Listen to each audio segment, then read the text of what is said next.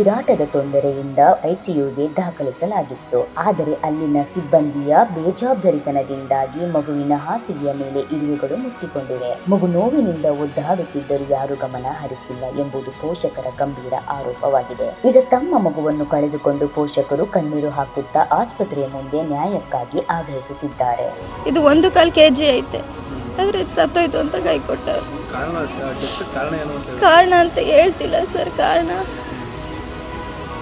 ಹೇಳ್ತಿಲ್ಲ. ಇನ್ನು ನೋಡಿ ಸರ್, ಹಾರ್ಟ್ ಬೀಟ ಮುಗ್ತೀನಿ ಅಂತ ಇದೆಲ್ಲ ಹೆಂಗೆ ಪ್ರೆಸ್ ಮಾಡಿ ಉಗುರೆಲ್ಲ ಚುಚ್ಬಿಟ್ಟವ್ರೆ, ಇಲ್ಲೆಲ್ಲ ಇರ್ಬೇಕು ಹಿಡಿದ್ಬಿಟ್ಟೈತೆ. ಇಲ್ಲಿ ನೋಡಿ, ಇದು ಪಾಪು ನೋಡೋ ಲಕ್ಷಣನ. ಈ ಥರ ಎಲ್ಲ ಚುಚ್ಚಿ ಹಿಂಗೆಲ್ಲ ಮಾಡಿದ್ರೆ ಪಾಪು ಬದುಕುತ್ತೆ ಸರ್.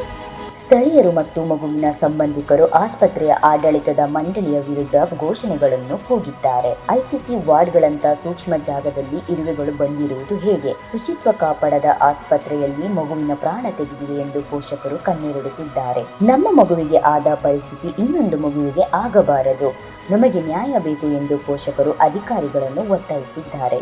ಅಮಾಯಕ ಜೀವವೊಂದು ಹೋದ ಮೇಲೆ ಎಚ್ಚೆತ್ತುಕೊಳ್ಳುವ ವ್ಯವಸ್ಥೆಗೆ ಜನತೆ ಆಕ್ರೋಶ ವ್ಯಕ್ತಪಡಿಸಿದ್ದಾರೆ.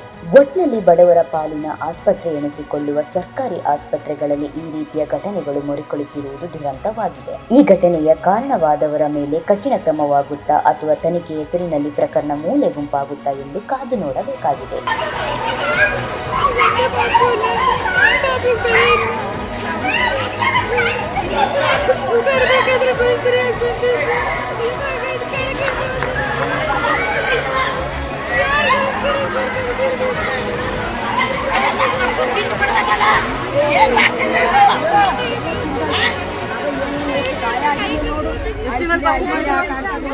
ನಾವೇನೋ ಸುಮ್ಮನೆ